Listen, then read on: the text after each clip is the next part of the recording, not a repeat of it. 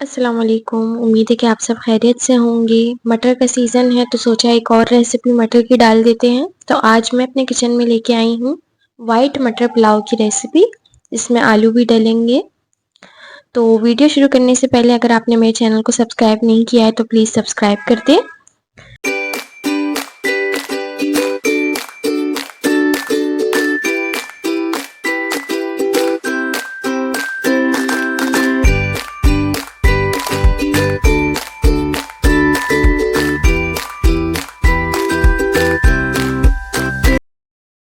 Ingredients मैं बता देती हूँ। 1 किलो हमने मटर लिए हैं, साफ़ करने के बाद ये एक बाउल बन गए हैं। इसके अलावा हमने लिए हैं इसमें 10 से 12 हरी मिर्चें, जो हमने काट के चॉप कर ली हैं। 1 टेबलस्पून हमने इसके अंदर अदरक लहसुन का पेस्ट लिया है और हमने धनिया लिया है। नमक हमने हस्बे ज़रूरत लिया है, जितना चावल में इस्तेमाल होगा आप उतना ही यूज़ कीजिएगा। और इसके अंदर हमने 3 से 4 टमाटर ले लिए हैं, जो हमने बड़े कट में पीस में कट कर लिए हैं। और हमने 2 बड़े प्याज ले लिए हैं, जो हमने लंबे लंबे काट लिए हैं। इसके अलावा हमारे खड़े मसाले हैं, 1 टेबलस्पून ज़ीरा है, 1 टेबलस्पून सौंफ है, 3 से 4 दालचीनी है, 1 जावित्री है, 4 बड़ी इलायची हैं और चक्री फूल हैं 2 से 3, 1 बड़ी तेज़पात है और 1 टेबलस्पून काली मिर्च है साबुत। और इसके अलावा हमने इसके अंदर आलू ले लिए हैं, जो हमने कट कर लिए हैं बड़े पीसेस में। तो चलिए शुरू करते हैं। हमने एक पतीला ले लिया है, उसके अंदर हम 1 बाउल ऑयल डाल लेंगे। ऑयल गर्म हो जाए तो हम इसके अंदर अपने खड़े मसाले डाल लेंगे और इन्हें अच्छे से भून लेंगे। देख सकते हैं मसालों को हम अच्छी तरह से भून रहे हैं। जब ये भून जाए तब हम इसके अंदर अपने प्याज ऐड कर देंगे। प्याज को हमने डार्क ब्राउन कलर नहीं करना है, क्योंकि वाइट पुलाव है तो हम इसे लाइट पिंक कलर ही देंगे। इन्हें हम तेज आंच पे भून लेंगे, जलाना नहीं है हमने इन्हें। ये देख सकते हैं आप, हम इन्हें अच्छे से भून लेंगे। इसका कलर थोड़ा सा चेंज हो जाए तो हम इसके अंदर अदरक लहसुन का पेस्ट ऐड करेंगे। देख सकते हैं आप। अब हम इसके अंदर अपना अदरक लहसुन का पेस्ट ऐड कर लेंगे और उन्हें अच्छी तरह से भून लेंगे जब तक उसका कच्चापन खत्म ना हो जाए। ये बहुत ही आसान सी रेसिपी है, आप लोग ज़रूर ट्राई कीजिएगा सर्दियों में। ये देख सकते हैं अदरक लहसुन हमारा भुन गया है। अब हम इसके अंदर अपने आलू ऐड कर देंगे। आलू के साथ हम इसके अंदर अपनी मिर्चें भी ऐड कर लेंगे। मिर्चों को डाल के हम साथ में इसके साथ भून लेंगे अच्छी तरह से। और इसके अंदर मैं बताना भूल गई, हमने इसके अंदर 1 पाव दही भी ली है। दही से एक बहुत ही अच्छा सा फ्लेवर आएगा इसके अंदर।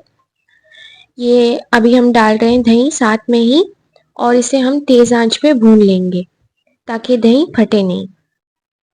हमने मुसलसल चम्मच को हिलाते जाना है ताकि दही फटे नहीं। देख सकते हैं आप, इसे हम अच्छी तरह से हिलाते जाएंगे।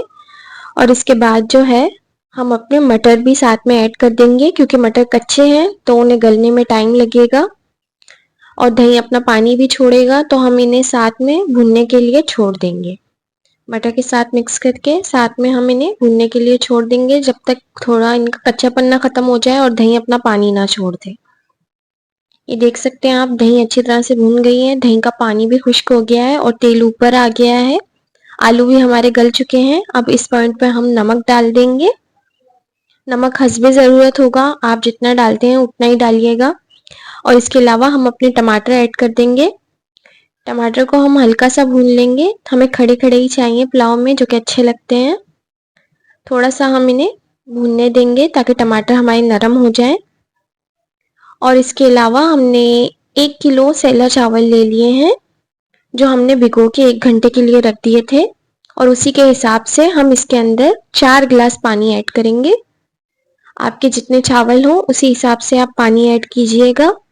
ये देख सकते हैं हमारी चीज़ें सब गल चुकी हैं। अब इसके अंदर हम पानी ऐड कर देंगे 4 गिलास हमारे चावलों के हिसाब से, और इसे हम एक उबाल आने देंगे।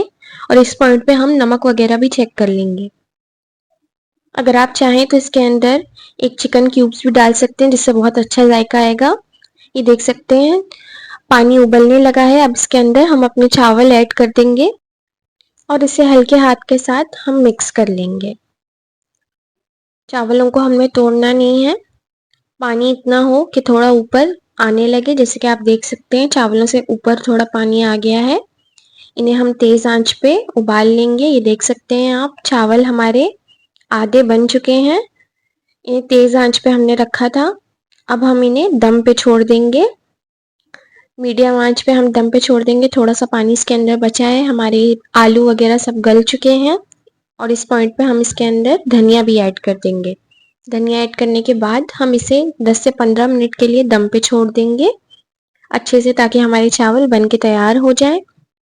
ये देख सकते हैं आप चावल हमारे बहुत ही अच्छे से खिले खिले बन के तैयार हो गए हैं।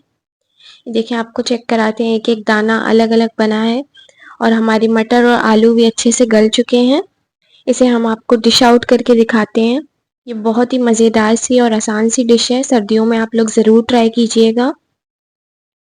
इसे आप शामी कबाब के साथ, रायता के साथ, अचार के साथ, चटनी के साथ, किसी भी चीज़ के साथ आप बना के इसे खा सकते हैं। बहुत ही मज़ेदार सी ये बनती है। और अगर आपको मेरी वीडियो अच्छी लगी हो तो प्लीज़ वीडियो को शेयर कीजिएगा, चैनल को सब्सक्राइब कीजिएगा और दोस्तों में शेयर कीजिएगा। मिलूंगी इंशाल्लाह मैं आपसे किसी और वीडियो में। तब तक के लिए आप सब अपना ख्याल रखिएगा। अल्लाह हाफ़िज़।